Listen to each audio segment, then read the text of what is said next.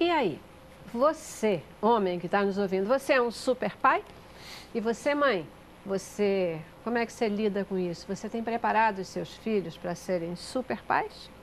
Ou essa questão de super pai é uma falácia, né? Porque o pai, ele é aquele que ama, é aquele que cuida, como os nossos pais que estão aqui e que estão mostrando para a gente que ser pai é participar, né? Tem esse negócio de fim de semana, de 15 em 15 dias. Não basta fazer o filho. Tem que estar com ele, tem que, desde antes, tem que querer, né? E isso faz toda a diferença. Antes de voltar com vocês, me fala aí, essa história de ser pai solteiro, de ter um blog para orientar os pais, o que é isso? Bom, quando meu filho tinha 1 ano e meio, eu e a mãe dele decidimos nos separar. E eu não tinha a menor noção de legislação, eu ia começar a reconstruir minha vida, arranjar nova casa, etc e tal. Não tinha dinheiro para advogado, para nada disso, mas eu não entendia nada, eu queria entender. Eu comecei a correr atrás de legislação. O que é guarda? Aí estava na internet, achei legislação sobre guarda, descobri que era guarda compartilhada, e comecei a pesquisar e comecei a procurar gente para poder entender melhor o assunto. E eu comecei a pesquisar tanto e conversava com um amigo meu de São Paulo e, caraca, Lisandro, eu nunca ouvi falar nada disso. Por que tu não escreve sobre isso? Eu falei, eu escrever? Não sei, nunca me passou pela cabeça. Não, porque eu não entendo nada. Aposto que tem muita gente também que não entende nada e, de repente, você podia servir como locutor para eles. Eu falei, não sei, eu não tinha essa pretensão. E aí eu comecei um pouco como terapia, a pesquisar, ouvir algum caso ou outro, descobrir as dificuldades que eram enfrentadas por uns, por outros, como fazer para poder entrar com a guarda compartilhada, o que era a guarda compartilhada, como é que é a viabilidade disso, tem que ficar de tanto tempo com um, tempo com o outro, como é que é? Essa adaptação pode ser feita. E aí tem 1 ano e meio, hoje eu falo basicamente sobre legislação, mas também falo sobre comportamento infantil, paterno, sobre alienação parental, que não cheguei a passar por isso, mas eu vi que muitos pais passam por isso, quando, no caso, ou a mãe, ou pode acontecer com o pai também, denigra a imagem do outro, e descobri que existe uma lei contra isso. Então eu comecei a pesquisar, assim, perguntavam para mim, como é que você faz para fazer mamadeira? Eu falei, é fácil, porra, pega um colher, leite em pó, mistura com água, e passeia, como é que você faz para passear com ele? O que você leva para ir para a praia? Para a praia é básico, leva a mochila dele, com o que precisa, etc e tal. E comecei a falar sobre passeios, vou para o cinema muito com ele, assim, constantemente, filme infantil que aparece, eu vou para o cinema com ele. Pô, o que você recomenda de filme que está passando? Comecei a colocar filmes também no blog. Hoje, eu não sei se eu sou uma referência direta, mas eu acho que o blog serve para o pai que não tem a menor noção de nada, para uma mãe entender, de repente, o que é permitir o pai estar presente, entender que o lado paterno não tem que se sentir perdido. Nós não somos, não vamos perder o filho a partir do momento da separação. Nós temos direitos. Eu não conhecia, fui começar a procurar como ter acesso a esse direito.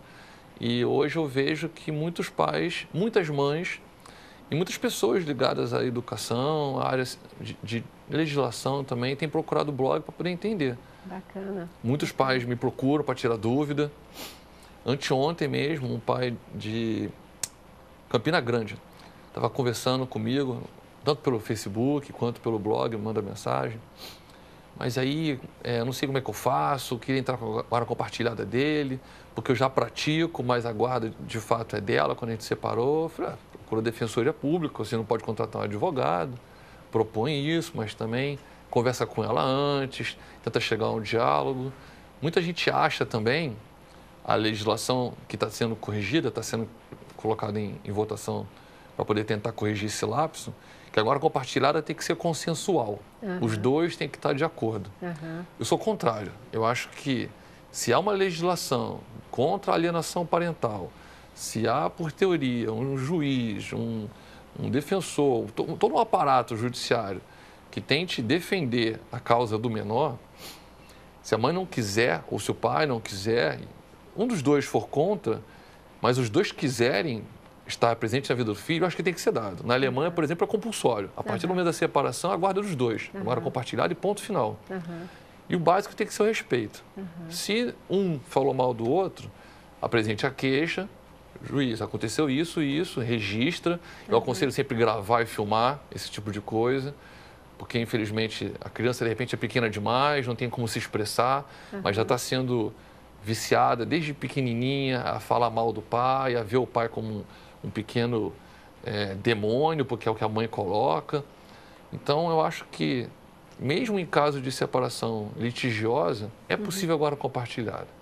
É possível que, se corremos atrás de tentar defender o que é do menor, o do menor é os dois. Então, tem que garantir ao menor o acesso aos dois e, no caso o judiciário, que tente defender o lado que for prejudicado. A grande questão é que eu acho que uma das coisas pertinentes que você coloca é que o foco deve ser na criança. É sempre né? a criança. Sempre a criança. E para ser compartilhada, eu só acho que os dois têm que querer, porque é muito ruim você estar com alguém que não te quer, né? Sim. Então, se o pai não quer ficar com a criança, ou se a mãe não quer ficar com aquela criança, é muito desagradável, né? Aí segue a unilateral. Eu tenho uma situação em que uma amiga querida e ela sempre deixou e os filhos iam ficar com o pai, até uma idade em que eles mesmos disseram assim: mãe, eu não quero mais, por que eu tenho que ir no fim de semana? Eu vou para a casa do meu pai e eu fico lá naquele quarto o tempo todo vendo televisão, eu não quero, não posso ficar na minha casa.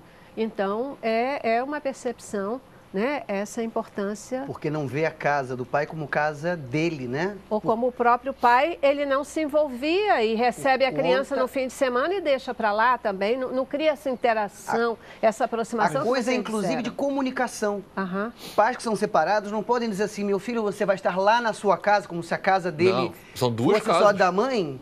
É um detalhe, mas são nos detalhes que a gente vê como é que é feito esse vínculo. Acima de tudo, casados, separados, se brigaram, são dois adultos que vão ter que resolver.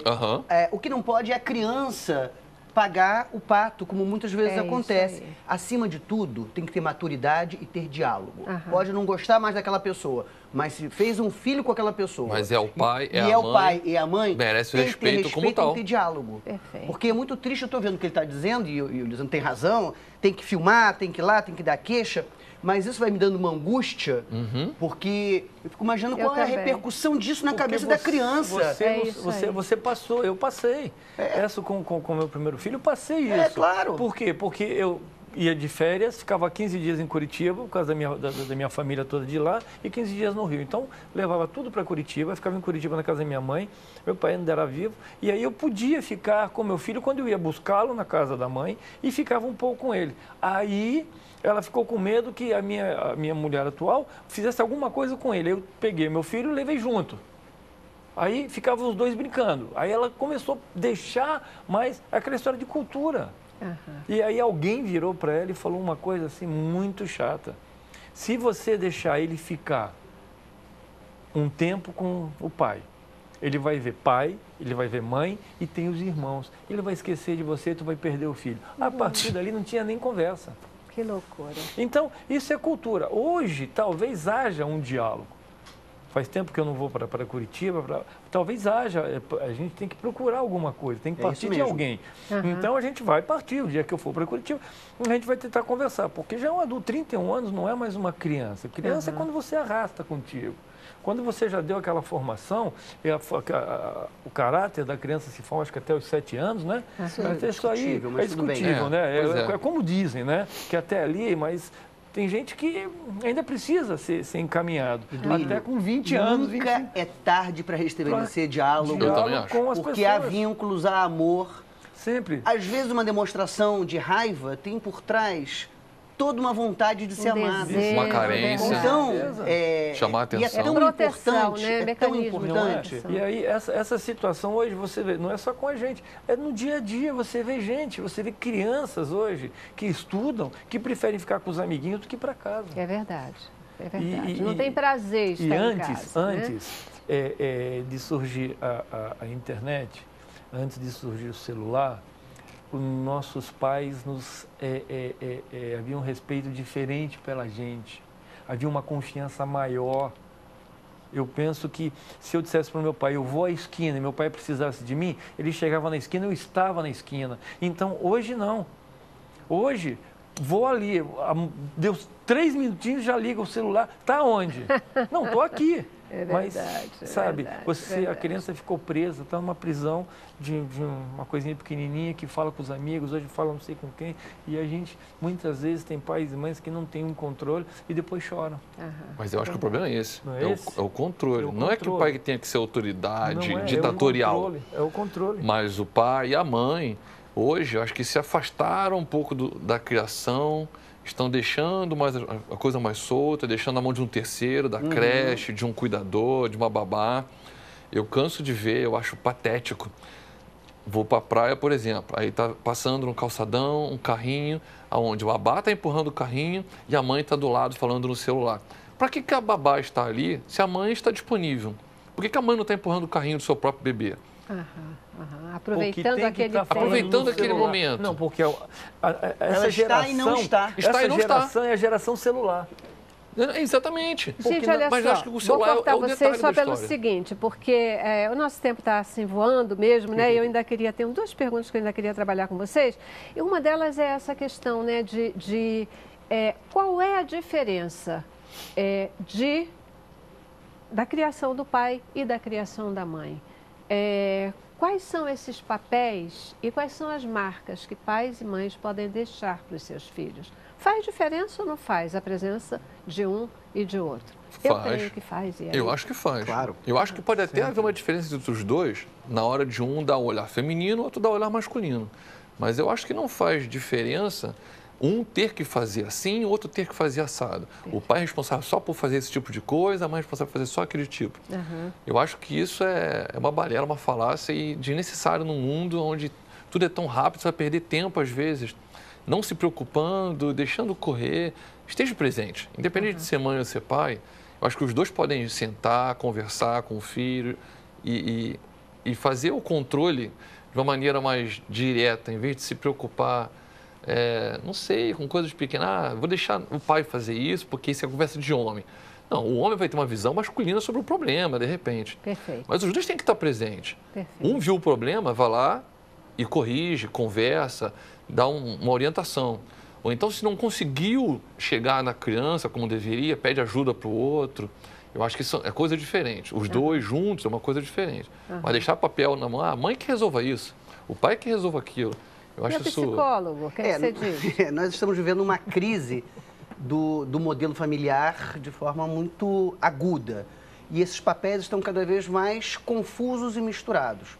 Mas me parece que tanto o papel de homem quanto o papel de mulher, na educação, na construção de laços de confiança, na construção desse sujeito que vai virar um adulto em um determinado momento, eles se complementam.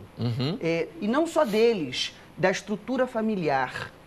A criança, porque hoje em dia, enfim, com todos esses processos que nós estamos vivendo, a família moderna, famílias casais que se separam, casam de novo, os avós também estão confusos, porque houve uma transformação cultural também, que ainda